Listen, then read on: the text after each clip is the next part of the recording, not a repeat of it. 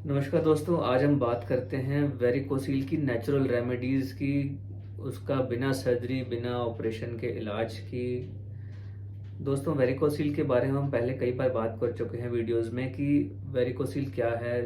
जो अंडकोश के आसपास की जो खून की नसें हैं, गंदा खून ले जाने वाली नसें जिनको कि वेन्स कहा जाता है, उनमें अगर फुलावट आ जाए, सूजन आ जाए, तो उसको हम वेरिकोसील कहते हैं।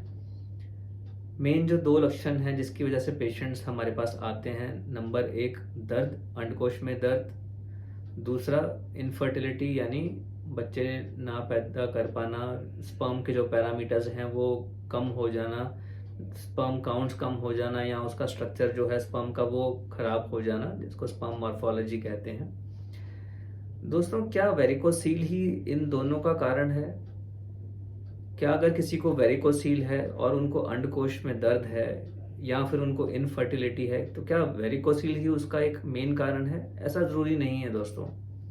कई बार क्या होता है कि अंडकोश में पेन होने के कई और कारण होते हैं, या फिर इनफर्टिलिटी के भी, पुअर स्पर्म काउंट्स के भी कई और कारण होते हैं। और वेरिकोसील बाय चांस की बात है कि वो हमने टेस्ट करवाया और या फिजिकल एग्जामिनेशन किया तो वो प्रेजेंट है। ऐसा जरूरी नहीं है कि वही एक मेन कारण था जिसकी वजह से दोनों प्रॉब्लम्स हैं। तो दोस्तों, अगर ये दोनों सिम्टम्स हैं तो वेरिकोसील पे तो जो इलाज करना है वो करना ही है, लेकिन कुछ ऐसी रेमेडीज भी करनी है जिससे कि जो बाकी फैक्टर्स हैं जिसकी वजह से ये एक्स एंड पेन्स हो रहे हैं, दर्द हो रही है, इनफर्टिलिटी हो रही है, स्पर्म पैरामीटर्स खराब हो रहे हैं, शुक्राणु के नंबर कम हो रहे हैं, उनका स्ट्रक्चर खराब हो रहा है, तो ऐसी और भी लाइफस्टाइल चेंजेस करनी है, कुछ ऐसे बदलाव करने हैं जिससे कि पेन कम हो, या फिर इनफर्टिलिटी जो है, स्पर्म पैरामीटर्स जो खराब हो रहे हैं, वो चीज़ें भी कम हो। तो तीन जो मेन चीज़ें हैं जिसको हमने करेक्ट करना है, एक है डाइट, दूसरा लाइफस्टाइल, और तीसरा फिजिकल एक्सरसाइज। दोस्तों, वेरिकोसील जब भी होती है वहाँ पे ब्लड जो है वहाँ पे इकट्ठा हो रहा है, गंदा खून इकट्ठा हो रहा है, वहाँ पे कुछ टॉक्सिन्स बन रहे हैं अंडकोश में, वहाँ पे कुछ टेम्परेचर के बदलाव आ रहे हैं जिसकी वजह से नुकसान पहुंच रहा है। तो ऐसी कुछ नेचुरल रेमेडीज हम कर सकते हैं जिससे कि वो जो टॉक्सिन्स बन रहे हैं वो न्यूट्रलाइज हो सकते हैं या कम हो सकते हैं, या जो पेन जिसकी वजह से हो रहा है वो चीज़ें उनमें रिलीफ मिल सकता है। जो इनफर्टिलिटी के और भी कारण हैं जिसकी वजह से स्पर्म पैरामीटर्स खराब हो रहे हैं, कुछ हम लाइफस्टाइल मॉडिफिकेशंस करें, डाइटरी चेंजेस करें, एक्सरसाइज करें, तो वो फैक्टर्स कम हो सकते हैं और इसमें वेरिकोसिल में लाभ हो सकता है, और सब केसेस में सर्जरी की ज़रूरत नहीं है। तो डाइट, ऐसी क्या डाइट लें जिससे कि ये सब चीज़ें की परेशानी कम हो जाए। कुछ चीज़ें ऐसी होती हैं जिसकी वजह से पेन के चांसेस बढ़ जाते हैं या इनफर्टिलिटी के चांसेस बढ़ जाते हैं, स्पर्म पैरामीटर्स खराब हो सकते हैं, वो चीज़ें हमें अवॉइड करनी हैं। सबसे पहले उसमें आता है स्मोकिंग। स्मोकिंग की वजह से जो टॉक्सिन्स पैदा होते हैं उससे स्पर्म्स को, टेस्टिस को नुकसान पहुंचता है, तो हमें सबसे पहले तो स्मोकिंग बंद करनी है। दूसरा, एक्सेस अल्कोहल नहीं लेना है, शराब का सेवन ज़्यादा नहीं करना है जिससे कि नुकसान पहुंचता है। फिर होते हैं कि बहुत ज़्यादा कैफीन का इनटेक है, उसकी वजह से भी ब्लडर सेंसिटिव हो जाता है, उस एरिया की जो नर्व्स हैं वो सेंसिटिव हो जाती हैं और उससे दर्द ज़्यादा बढ़ सकता है। तो इन चीज़ों पे हमें काम करना है। फिर हमें ऐसी डाइट लेनी है जिससे कि हमें अगर कॉन्स्टिपेशन है वो सब चीज़ें कम हो। कॉन्स्टिपेशन होने से भी जो है पेल्विक, जो लोअर एब्डोमेन है, लोअर टमी में, उसमें प्रेशर पड़ता है। कई बार वो जो पेन होता है उसकी वजह से वो एक्सेसिव हो सकता है, नर्व्स इरिटेशन हो सकती है जेनिटल एरिया में। तो कॉन्स्टिपेशन प्रिवेंट करने के लिए हमें अपनी डाइट में फाइबर ज़्यादा लेना है और पानी ज़्यादा पीना है। बहुत एक्सेस लेने की ज़रूरत नहीं है, पर अपना हाइड्रेशन हमें बेटर करना चाहिए। तो दूसरे जो एंटीऑक्सीडेंट रिच फूड्स हैं, जैसे कुछ ड्राई फ्रूट्स हैं, फिग्स हैं, ये सब चीज़ें लेने से जो टॉक्सिन्स हैं, जो हार्मफुल टॉक्सिन्स बन रहे हैं बॉडी में, वो न्यूट्रलाइज करने में मदद मिलती है। एक्सेसिव नॉनवेज नहीं खाना चाहिए, बहुत फैटी फूड नहीं खाना चाहिए, बहुत शुगरी फूड नहीं खाना चाहिए। ये सब कैलोरी रिच फूड हैं, इससे वज़न बढ़ता है, ओबेसिटी बढ़ती है। तो ये सब चीज़ें एक एग्रेवेटिंग फैक्टर हैं पेन में भी, टेस्टुलर पेन में भी, और दूसरी चीज़ इनफर्टिलिटी में भी। ये चीज़ें अगर हम फॉलो करें तो इससे हमारा जो स्पर्म पैरामीटर्स हैं वो भी इम्प्रूव होंगे, और दूसरा जो एक्स एंड पेन्स हैं वो भी इम्प्रूव करेंगे।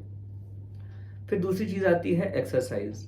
एक्सरसाइज अगर हम रेगुलर करते हैं तो उसमें जो बॉडी में हार्मोनल चेंजेस होते हैं, पॉजिटिव जो गुड हार्मोन्स बनते हैं, वो अपने आप में एक नेचुरल पेन किलर्स हैं। उसकी वजह से जो पेन किलर्स की रिक्वायरमेंट है या तो वो कम हो जाएगी, आपको बिल्कुल ज़रूरत नहीं पड़ेगी, और जो अच्छे हार्मोन्स बन रहे हैं बॉडी में वो sperm parameters, fertility, sexual activity, इन सब में लाभदायक हैं।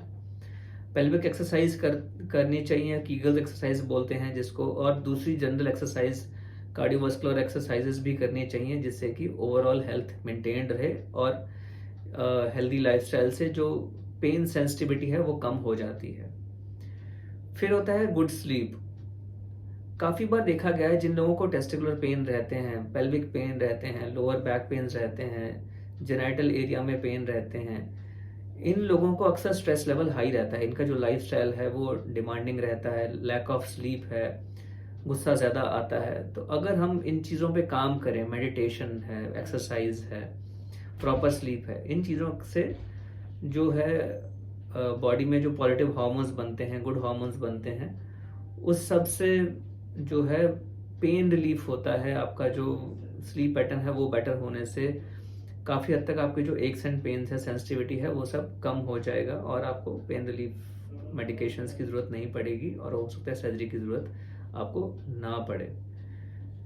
तो तीसरा है कि लाइफस्टाइल। लाइफस्टाइल में ये सब चीज़ें आती हैं कि diet, exercise, proper sleep, hydration, physical activity, ये सब चीज़ें अपने आप में एक नेचुरल रेमेडीज़ हैं। प्रॉपर पोस्चर है। कई बार देखा गया है कि कॉर्पोरेट जो वर्क स्टाइल है, आजकल काफ़ी देर तक लैपटॉप पे बैठे रहना पड़ता है, काफ़ी घंटे चेयर पे बैठे रहते हैं। उनको बीच बीच में अपना ब्रेक लेना चाहिए।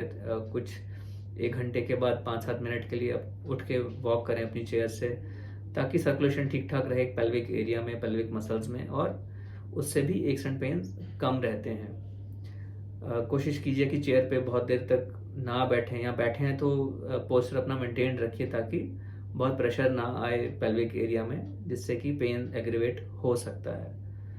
तो दोस्तों, ये सब फैक्टर्स जो हैं, अगर हम इनको फॉलो करें तो वेरिकोसील के अलावा जो बाकी फैक्टर्स हैं जिसकी वजह से दर्द हो रही है जेनाइटल एरिया में, टेस्टिस में पेन हो रहा है, इनफर्टिलिटी हो रही है, स्पर्म पैरामीटर्स खराब हो रहे हैं, इन सब चीज़ों में रिलीफ मिलता है। अंडरवियर्स हैं। कई बार लोगों को बेटर लगता है कि सपोर्टिव अंडरवियर हैं, जो सपोर्ट वाले अंडरगारमेंट्स हैं, वो अगर पहने तो उससे उनको टेस्टिस में जो पेन है उसमें हेल्प मिलती है, और वो भी रिकमेंडेड है। अगर आपके बहुत लॉन्ग डिस्टेंस ड्राइविंग है, बहुत लॉन्ग डिस्टेंस साइकिलिंग है, बाइक चला रहे हैं, कई बार उससे भी एक्स एंड पेन्स एग्रीवेट होते हैं। आप कोशिश कीजिए कि कई बार अगर पॉसिबल है प्रैक्टिकली अवॉइड कर सकते हैं, पब्लिक ट्रांसपोर्ट लें बीच बीच में, या फिर 1-2 दिन ऐसा कुछ करें कि बहुत लॉन्ग डिस्टेंस बाइक ना चलाएं। ऐसा कुछ अगर लाइफस्टाइल में मॉडिफिकेशन में पॉसिबिलिटी है तो ये चीज़ें करनी चाहिए दोस्तों। तो दोस्तों, proper lifestyle, diet, exercise varicocele ही नहीं, बहुत दूसरी बीमारियों में भी लाभदायक है, और इसको हमें अपना लाइफ का रूटीन बनाना चाहिए। थैंक यू दोस्तों। मैं doctor Aman Gupta, urologist, andrologist and kidney transplant surgeon, Fortis hospital, Vasant Kunj, New Delhi से।